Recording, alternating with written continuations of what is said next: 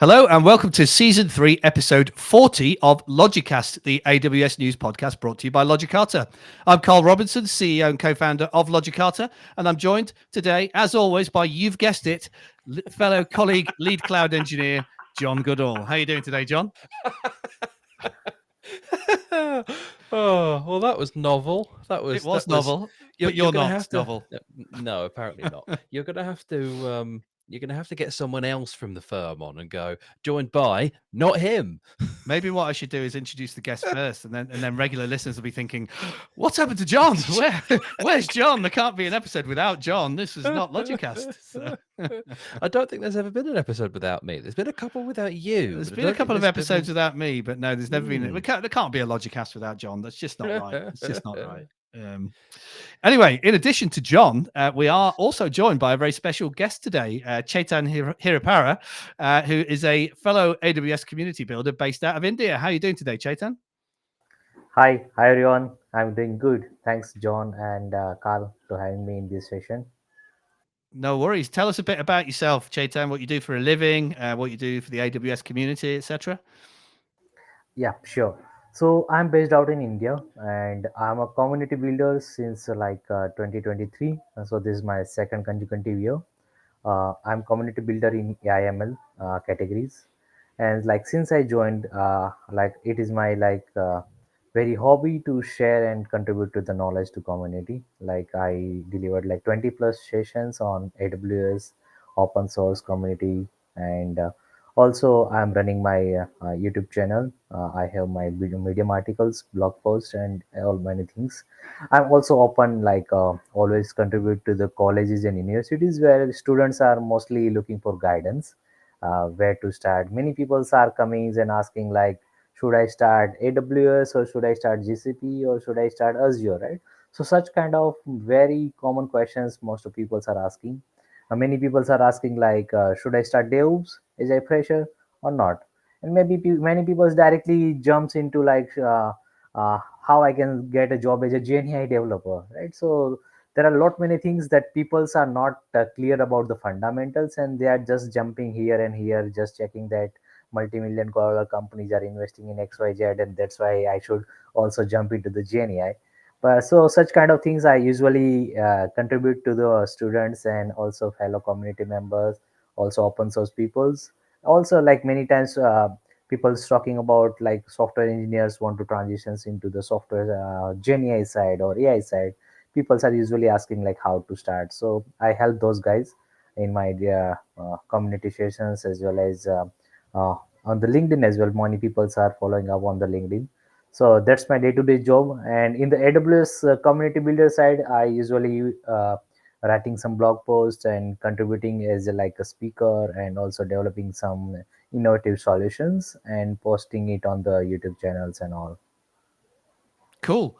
Well, we will, of course, post links to your YouTube channels and any other socials that you want to share with us in the show notes. So if any listeners are keen to follow Chetan's content online, check out the show notes and there will be some links to his content there. Quick question for you, Chetan, before we carry on with the rest of the podcast. If a student asks you what they should do first, AWS, Azure, or GCP, what do you generally say? Okay. Okay, so this is like very hot questions. People are generally asking this kind of questions, right? So I usually guide to them like start from one. It could be Azure, AWS, or GCP. Rest all are the similar, right? So you can just compare one service to another service in GCP to AWS, right? Even like when I started AWS, right?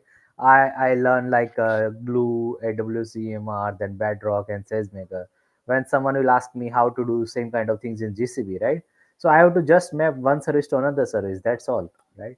If something is happened in EMR, then how the same kind of functionality can be done in the Glue, and what kind of same kind of functionality can be available in the Google Cloud. So if you know the fundamental, everything is very clear. Even this is just like different name, but the inside the how the servers are running, how the Sparks installations, how these things like machine learning models are getting deployed, everything is the same, fundamentals are the same. So I usually suggest to students or people who are asking me like what to select, I just say that start from one, and then gradually we'll learn different. And in most of the times what I have seen in the industry, right, so people are just sticking to the one and it is enough. So there is very less chances that one company is working on AWS and GCP and Azure, all three cloud providers, right? Why someone will make to mixer all these things and make the complicated stacks, right? So if you are selecting one company and you are giving entry for one company and that is working on AWS, you no need to learn about the GCP or Azure. Just stick to one, be a pro on that, and you will get everything. Just keep your fundamentals very clear. That's all. Yeah, I think that's great advice around the fundamentals. You're absolutely right. They're all different tools for doing the same job at the end of the day. One thing I would say, though, is if you're going into the large enterprise space, then potentially that multi-cloud knowledge may become relevant if you want to get into kind of high-end architecture, etc. Because some of those organizations are consuming services from multiple clouds and do want to know how to get data from one to another for analysis and so on and so forth. But certainly in the where we tend to operate in the SMB and mid-market space, generally our customers are all in on one or the other. So being skilled in only a single cloud, certainly I would not see as a disadvantage to the vast majority of people. I think if somebody asked me which one to go for first, I'd ask them what is their favorite color. Is it blue? Is it orange? Or is it green? If it's orange, go with AWS because you're going to see much more orange in the pictures. But anyway, on that note of nonsense from me, we're not here to talk about all of our favorite colors. Regular listeners to the podcast will know that we are here to talk about AWS news. So once a week, I curate a list of AWS news, which I share via my weekly AWS News Roundup newsletter. And then John and I pick a subset of those articles from the newsletter that we'd like to talk about with our guest. So we do, of course, have such a list of articles to talk about this week. And the first one, it's another AWS service birthday. So we had a birthday recently, but this week it's the turn of Lambda, which has turned 10 years old. And this is an article on all things distributed. And the title is AWS Lambda Turns 10, a rare look at the doc that started it. And if any of you ever have been to an AWS innovation talk, you'll know that one of the things they do, they have a document called the PR FAQ. And if you are going to be working on a new product or feature announcement, they like to work backwards from the announcement. So one of the things they get you to do first is to actually write what they call the PR FAQ document to see what the product might look like when you announce it to the world. So this is a look back at the PR FAQ for Lambda 10 years ago. John, I know this is your chosen specialized subject, not Lambda specifically, but serverless in AWS. So, of course, Lambda is a key part of that. Did you have a nose through the PR FAQ? Have you seen it before? I haven't seen it before because, as you quite rightly say, we know about these things and that they exist because we've been to, I think, one, possibly more than one, culture of innovation at Amazon talks at various cloud events, and this is one of the things they talk about. And Werner as well in this article. For the uninitiated, All Things Distributed is Werner Vogel's sort of personal blog. It's like his, and he owns it and stuff. But he's given who he is and who he works for. Basically, it's an AWS blog. It's an Amazon blog, basically, because of kind of who Werner is. So, but it's his. That's what this is. It's not just some rando blog that we're talking about here. So, yes, we know about the PR FAQ, PR/FAQ, I suppose, because we've been to culture of innovation talks. But as you say, the point is, using one of the methodologies, working backwards, you start from this kind of dummy press release FAQ, internal FAQ, to kind of lay out how the service that you're kind of doing or what the change you're making is going to look like. I did have a look through this, and honestly, I kind of got a bit bored because I'm going to be annoying and grab my microphone, because it goes on a bit. It does. It goes on a bit. It's a very long old document. And in this as well, Werner talks about, the 1-pager, the 2-pager, the 6-pager. I don't know how long this is, but it's huge. It's huge.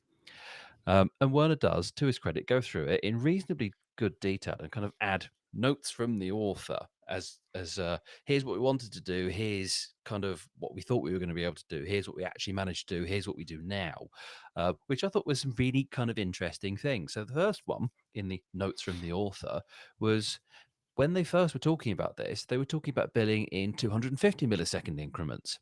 And then they managed to get that down to 100 millisecond at release. And now it's down to 1, which is just incredibly impressive. This is for billing, right? So when Lambda was first released, it ran for 10 milliseconds or 90, you paid for 100. it would have, per their kind of original goal, was 250. They got that down to 100. Now it's down to the 1 millisecond.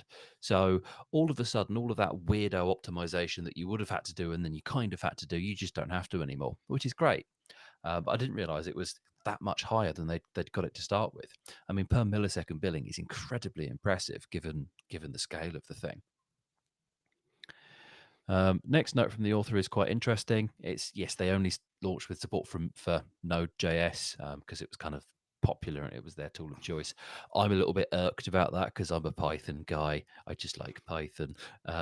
But you can see that Node.js is like a first-class language across most of AWS because almost all of their other tools support Node before anything else, and that kind of just tracks through. So that sort of makes sense.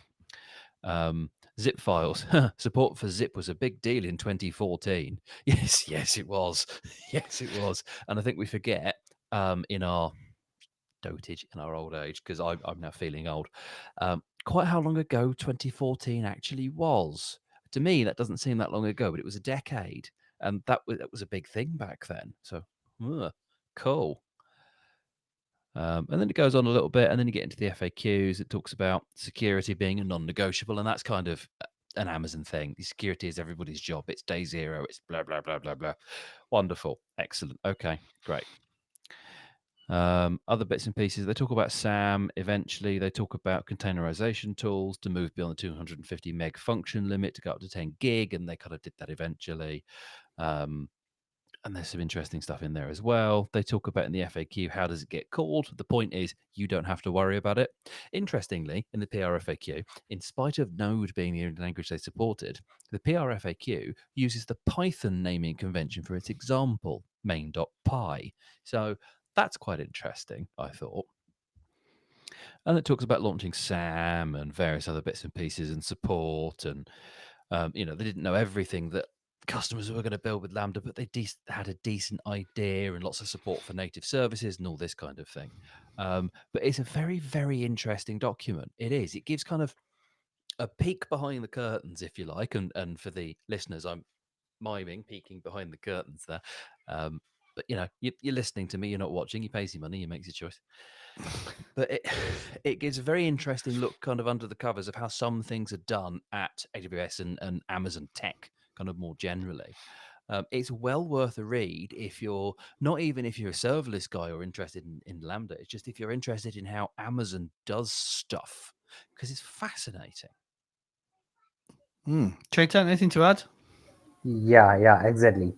So it's very fascinating, like how the entire architectures, how micro VMs are getting managed by Amazons, right? That is very interesting things. Like whenever you just invoke and you will get the ready micro VMs to just deploy and run your applications.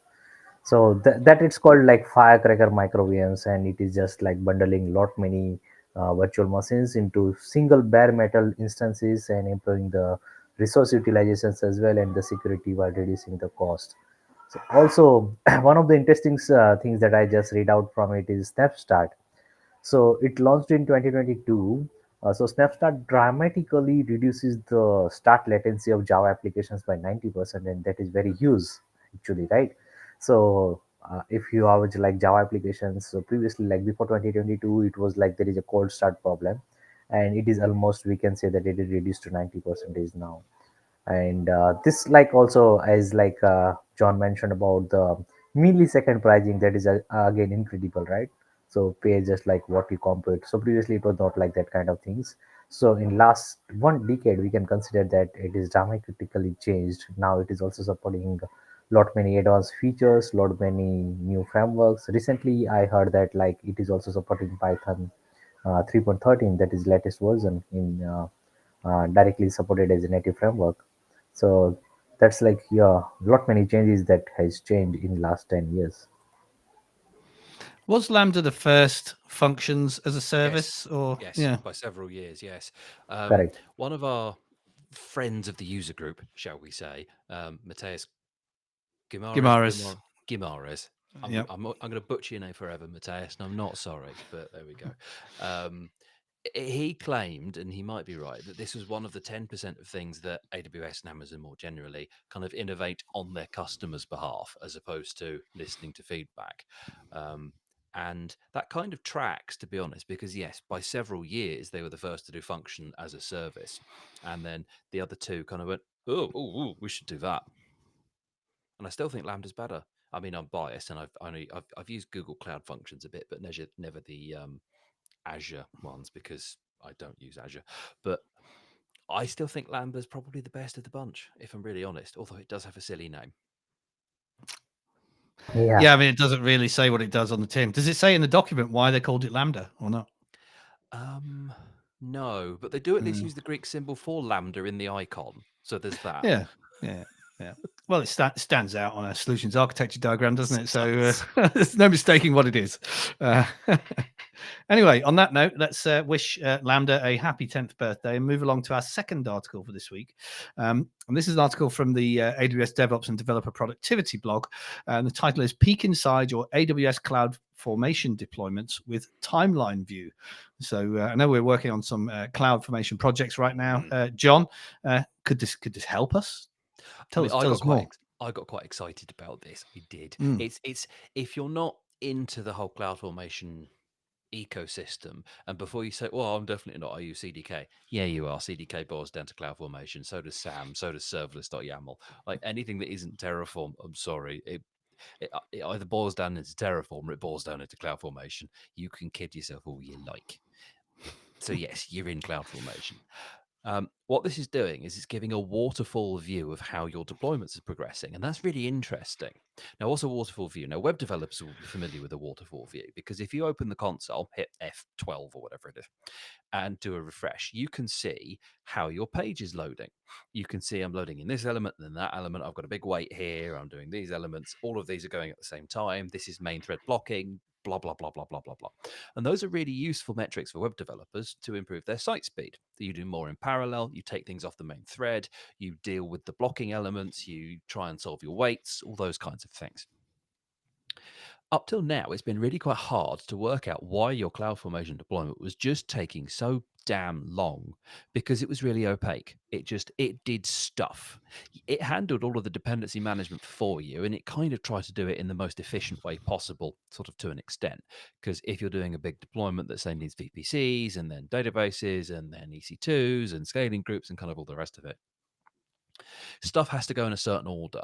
You create the VPCs first, then you can make security groups before you do all the rest of things, and then you can make your EC2s and your RDS at the same time, maybe.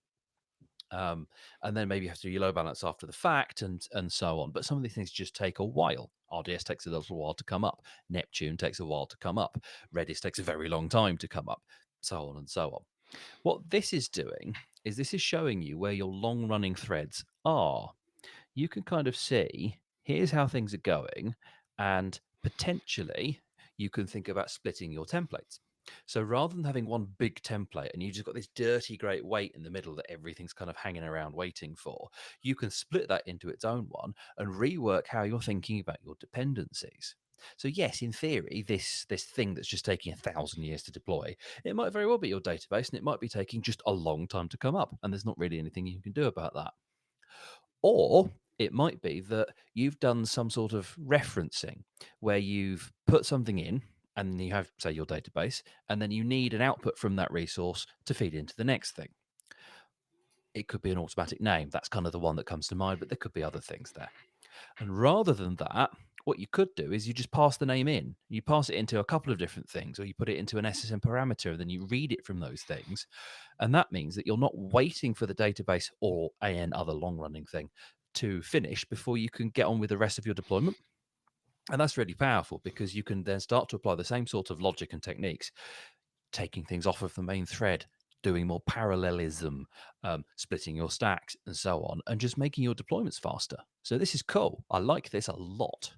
That being said, I'm a Terraform user, so how much usage of this I get, I don't know. Well, yeah, you are primarily Terraform, but we are working on at least one CloudFormation project at the moment, so perhaps it'll come in handy for that. What are your thoughts, Chetan? Yeah, exactly. So what John has explained, like it is like very beautifully they are representing now in the waterfall manners and visualizations. Like if you compare it, like when I was working as a data engineer, we were used to use Airflow, and when we checking its UI, it is beautifully like you can visualize everything, which task is taking longer, which task is getting reworks, and also the color codes that in the cloud formations new timelines is also given.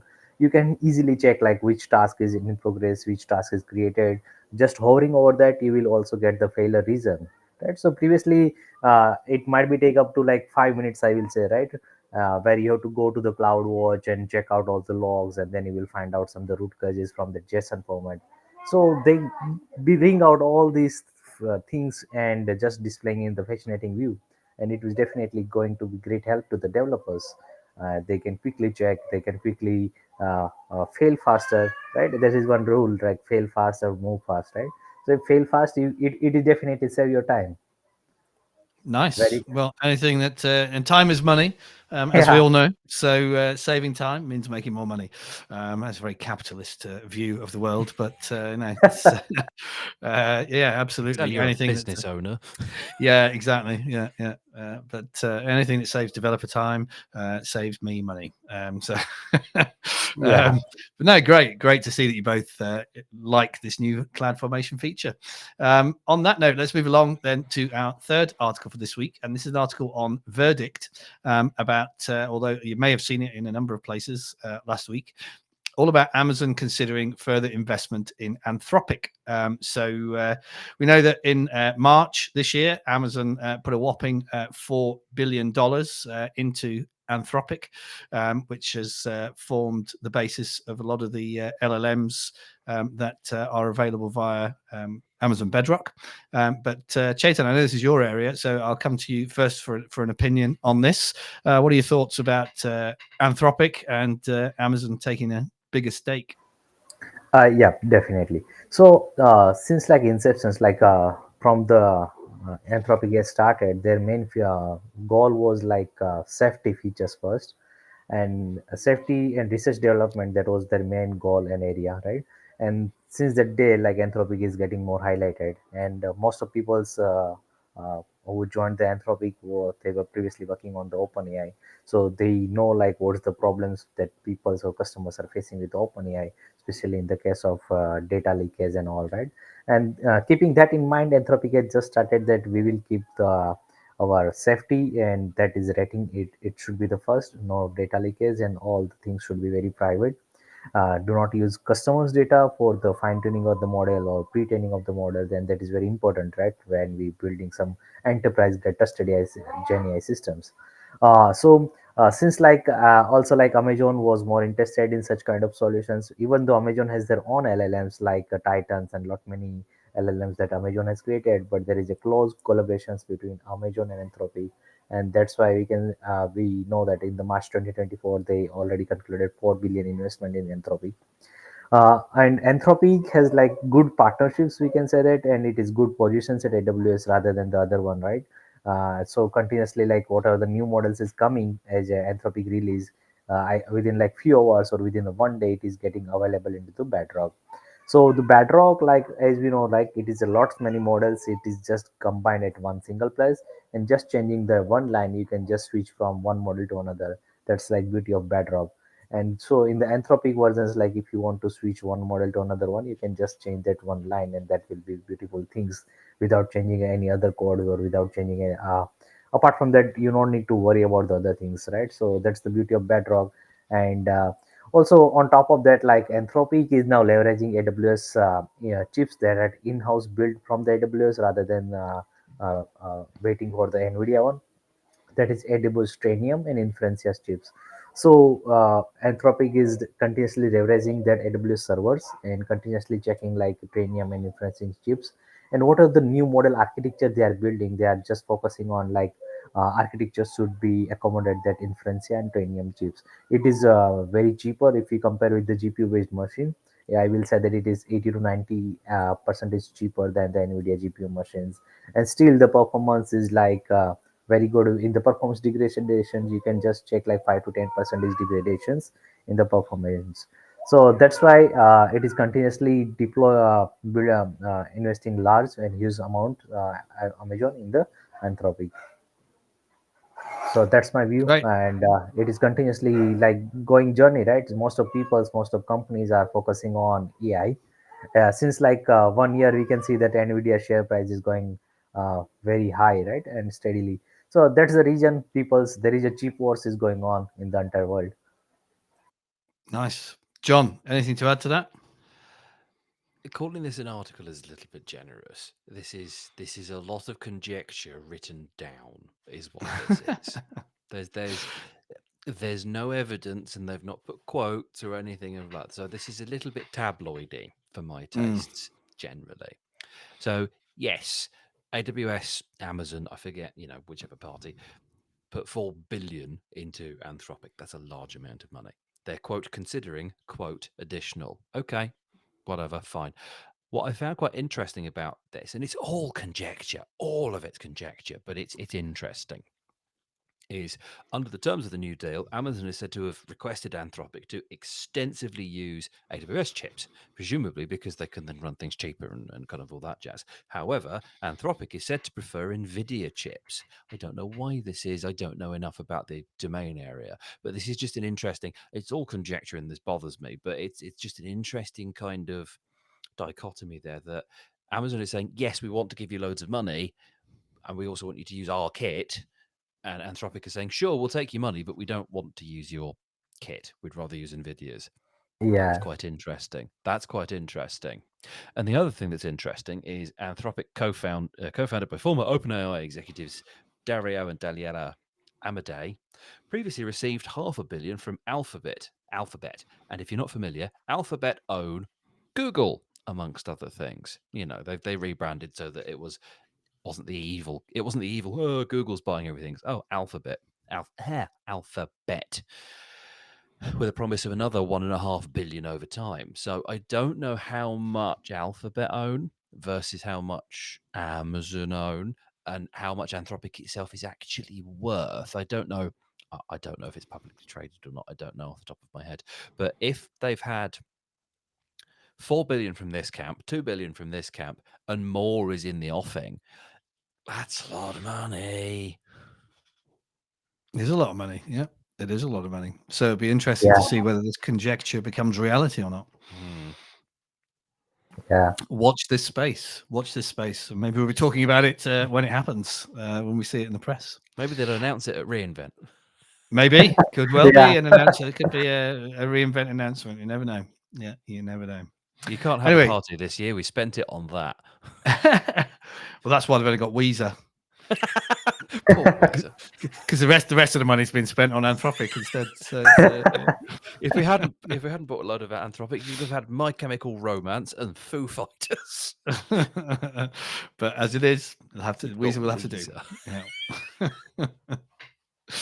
Anyway, on that note, let's move along and sticking with the theme of AI, but moving more into business applications of AI. This is an article on the AWS DevOps and Developer Productivity blog about Amazon Q developer plugins, which are now generally available for the AWS Management Console. So we spoke about, I think it was last week, we spoke a bit about Q Developer, John. Yes. But this is another announcement about the Q Developer plugins for the AWS console, which have now gone into general availability. So what are your thoughts on this one, John? Well, last week we spoke about, we spoke about Q Developer, formerly Code Whisperer, in that application, i.e. in your IDE and stuff.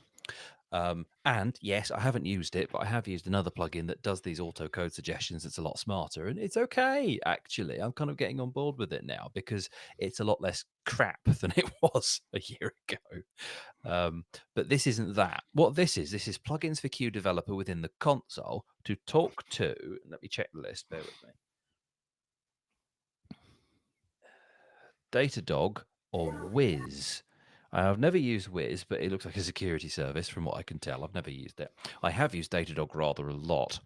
I don't know, however, how useful these things are. Because personally, I mean, I spend an inordinate amount of time in the AWS console because platform engineering, right? But that's because I've kind of crafted the way I work to spend a lot of time there. Fine. I don't, however, find it terribly useful to ask Q what my Datadog alerts are. I expect Datadog to tell me those things directly or via something like PagerDuty, right? If you've got a monitoring system and you're having to ask it what the problem is, you've set it up wrong.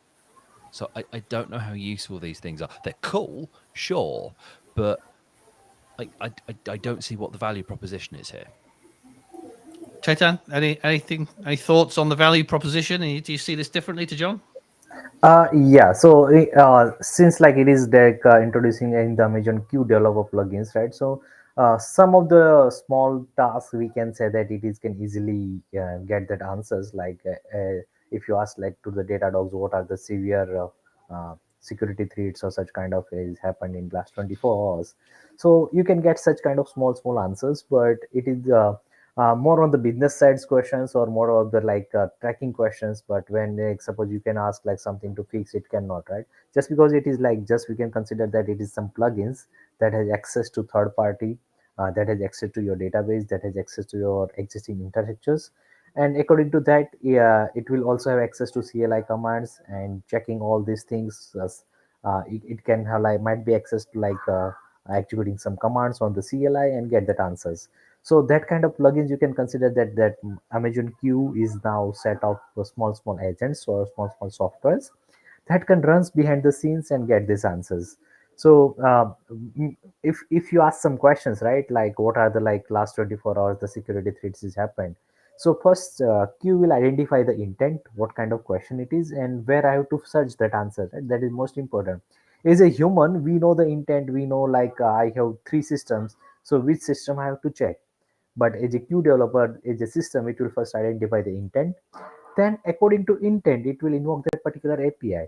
So, suppose there is like security in the production or security in the related question is the development or staging, it will execute that particular API invocations and generate the response. It might be used like a LLM. So definitely here it is not going to use third party LLM. It probability that it is Amazon Titan LLM, and it will augment all the responses, and according to the user questions it will just re-augment that into the user questions and give the final outputs. Most important thing here is that it will also check the guardrails.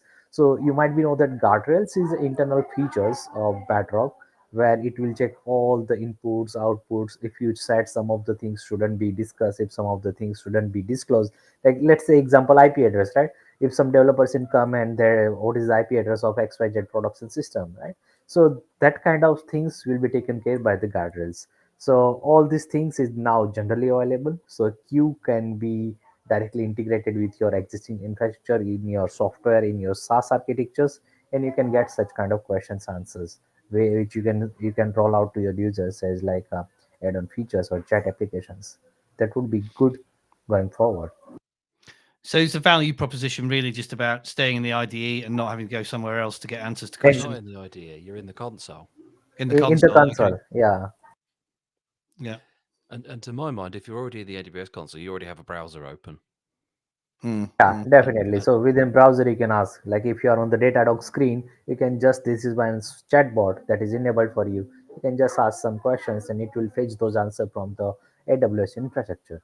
Yeah, I guess it's better than clicking around within Datadog because Datadog doesn't have its Yeah, own chatbot, I suppose, for apps that don't have a chatbot.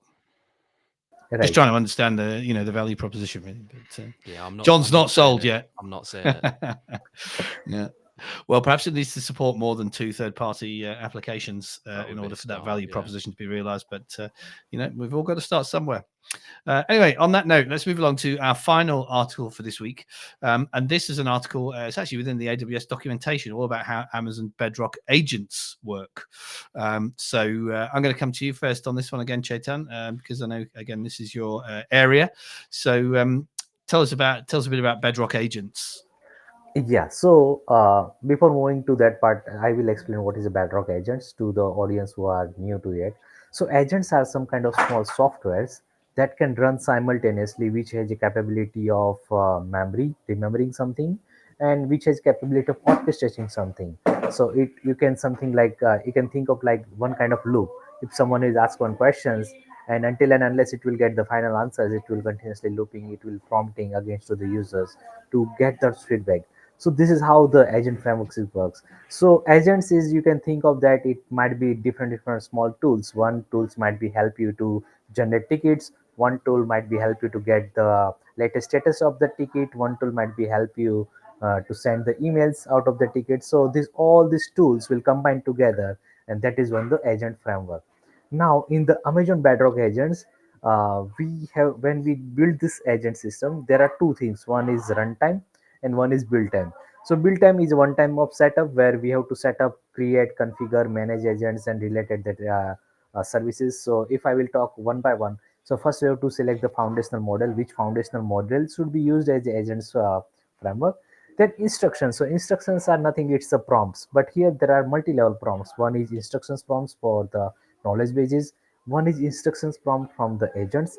So as I explained, like one tool is for specifically email sending tasks. One tool is specifically for creating the tickets, right? So each task will have different instructions. So all these instructions will combine, and all these tasks, separate tasks, when some task is get invoked, that particular instructions will get invoked for the task. So these are the different things like where we can combine this actions group. Let's say I have one kind of service which is like notification, that is one action group. Another one is create service request and get the status of, that is another actions group.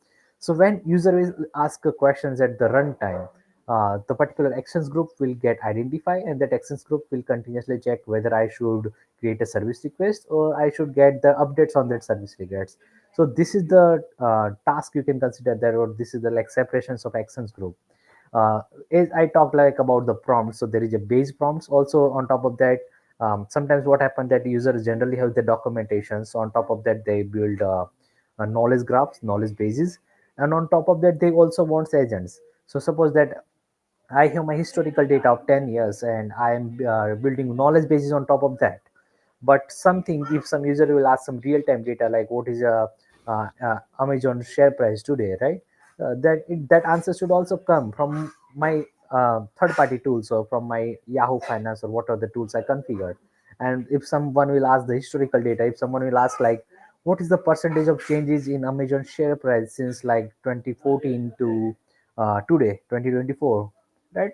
So in that case I have to identify what was the share price on November 2014 and what is the share price on 2024. Then I can just do calculations and all these things, right? So such kind of questions user can ask. So in that cases, agent has to first identify that what kind of questions I have to get answers from knowledge bases, and what kind of questions I get answers from the third party tools or agents, right? All this has a prompt template, as I explained. And when we combining all these things, right, so it is just orchestration tool, and it will continuously running. If we talk about the runtime process, so it is a continuously iterating until and unless it get the final answer, right? So as I explained, like if something will comes first, it will identify that what is the prompt store, what instructions is given in the prompts. Then it will just check that instructions, then again go to the session store. There might be possibility that sometimes user wants conversations history as well, right? So if I'm asking about some Amazon share price, in the next question there is a high probability that I'm more interested in Amazon share price, right? So I can might be asking that what was the share price in the March. So that is a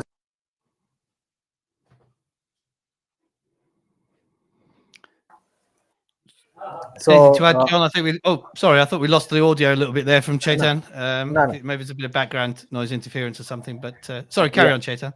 Yeah. So this is like continuously orchestration tool until and unless it is finished that loop, or until and unless the user is not getting the answers. It might be give that due to the invalid or insufficient informations, I cannot invoke the further processing. So this is like entire end-to-end orchestration tool where multiple softwares or tools are combining together and perform a complex job. That is agent framework. Cool, John. Anything to add? A bit much for me. The only thing that really comes to mind, and this is just because I'm a serverless guy, and it's how my brain works. It smells like a step function. They seem to work in a similar sort of way. Uh, It smells like a step function. yeah, you can might be consider it is just little bit step functions, but step functions has like instructions. If this is fail, this is Mm. succeed, right? Then do this, right? But here it is automatically all the decisions are taken care by the LLM. There is no any kind of rule based engine is written. If something is happened, if some user intent is coming, it will identify whether I should create a service request or whether I should check this particular Mm. already existing request, whether I should send this email. So all these things is automated. step functions on steroids. There we go. Yeah, Yeah. Steady. with memory and execution power, decision power. Yeah.